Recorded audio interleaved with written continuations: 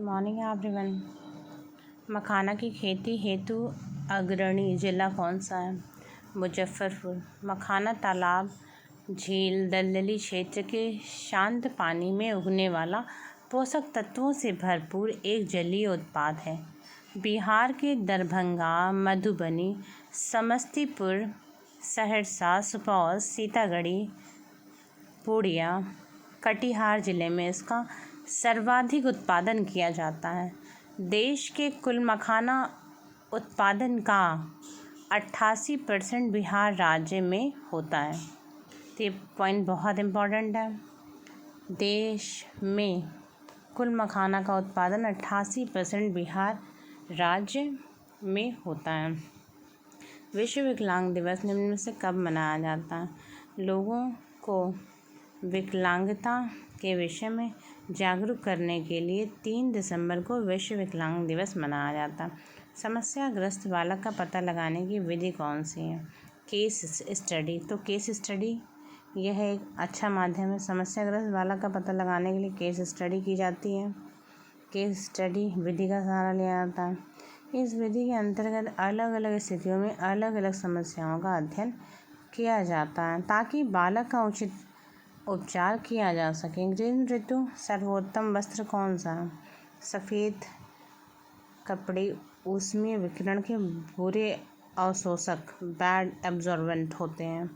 ऊष्मीय विकिरण को परावर्तित कर देते हैं तथा बहुत कम भाग ही अवशोषित करते हैं, जिससे अधिक गर्मी नहीं लगती है।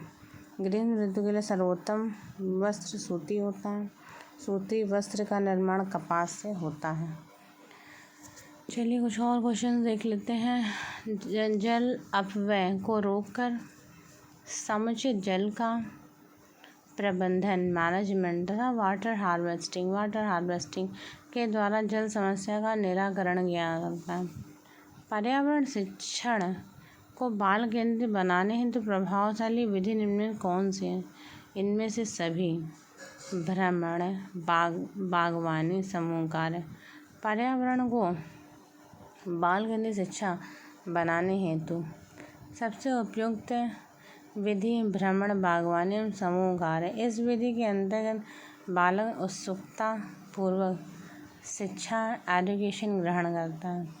बाल केंद्रित शिक्षा का अर्थ निम्न में से क्या नहीं है? समुदाय केंद्रित। बाल केंद्रित शिक्षण में छात्र या शिक्षा ग्रहण करने वाले को मुख्य केंद्र मानकर उसी के अनुरूप शिक्षण बिंदु एवं शिक्षण सामग्री का उपयोग किया जाता है।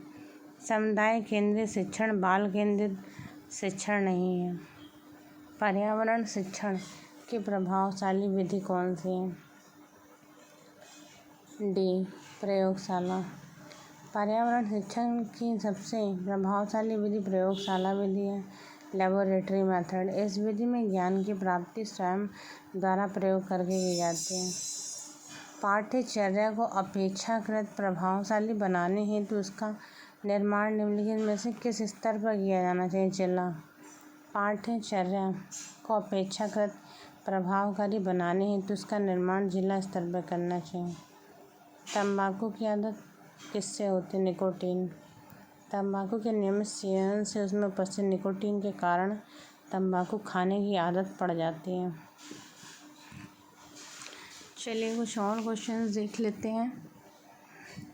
Next question. भारत की बढ़ती जनसंख्या को देखते हुए भारत सरकार द्वारा बाल विवाह पर प्रतिबंध लगाने की कोशिश की गई और लड़के लड़कियों के लिए विवाह की आयु निश्चित कर दी गई। विवाह के लिए लड़कों की आयु 21 वर्ष तथा लड़कियों की आयु 18 वर्ष निर्धारित कर दी गई। राजस्थान के लोगों का मुख्य व्यवसाय क्या है?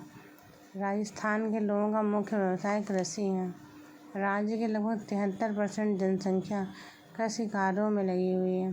खाद्यान्न व उद्योगों के लिए कच्चा माल कृषि उत्पादों से प्राप्त होता है। बाजरा, मक्का, चना उत्पादन में राजस्थान देश का महत्वपूर्ण स्थान है। राजस्थान के मुख्य शक्कर उद्योग भोपाल सागर, श्रीगंगानगर, केशव रायपाटन, उदयपुर आदि नगरों में स्थापित है। बी, निम्बा हेड़ा राज्य में शक्कर का कारखाना नहीं है, तो केशवराय पाटन, उदयपुर, भोपाल सागर इन जगहों पर शक्कर का कारखाना है। बाकी जगहों पर शक्कर का कारखाना नहीं है। सिर्फ एक ही स्थान वो है निम्बा हेड़ा, जो कि राजस्थान में है। ठगी एवं अनुचित व्यापारी व्यवहार होने पर हमें शिकायत करनी चाहिए। उपभोक्ता संरक्षण मंच, यहाँ पर शिकायत करनी चाहिए। तो उपभोक्ता हेतु हम क्या देखते हैं, उपभोक्ता के हितों की सुरक्षा के लिए उपभोक्ता संरक्षण की स्थापना की गई है। अर्थात ठगी अनुचित व्यापारिक व्यवहार होने पर उपभोक्ता संरक्षण से शिकायत करनी चाहिए। राष्ट्रपति द्वारा राज्यसभा में कितने सदस्य मनोनीत होते हैं? 12।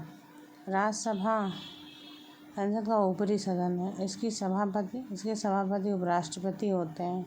राज्यसभा सदस्यों की संख्या अधिकतम 250 हो सकती है। 12 सदस्य राष्ट्रपति द्वारा मनोनीत किए जाते हैं।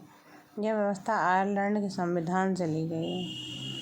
राज्यसभा मनोनीत सदस्य कला, विज्ञान, समाज सेवा आदि में महत्वपूर्ण स्थान रखने वाले होते हैं।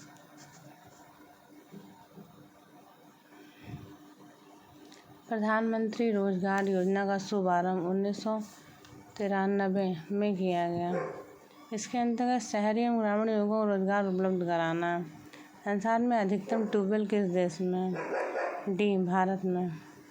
राजस्थान में झीलों की नगरी है उदयपुर। विजय स्तंभ किसने बनवाया?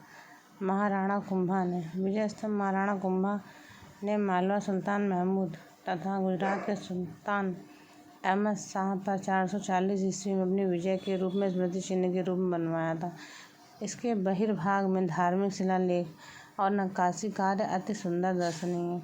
एटीएम का पूरा नाम? Automated teller machine. यह बैंक द्वारा प्रदत्त नकदी आहरण करने की एक सुविधा है, जिसके द्वारा बिना पासबुक के ही कहीं भी नकदी का आहरण किया जा सकता है, मतलब निकाला जा सकता है। पल्स पोलियो कार्यक्रम शुरुआत 1988 में हुई। इस कार्यक्रम का उद्देश्य पोलियो का संपूर्ण उन्मूलन था। 24 फरवरी 2012 को भारत को पोलियो से मुक्त घोषित किया गया। पल्स पोलियो कार्यक्रम ब्रांड एम्बेसडर महानायक अमिताभ बच्चन को नियुक्त किया गया। Thank you.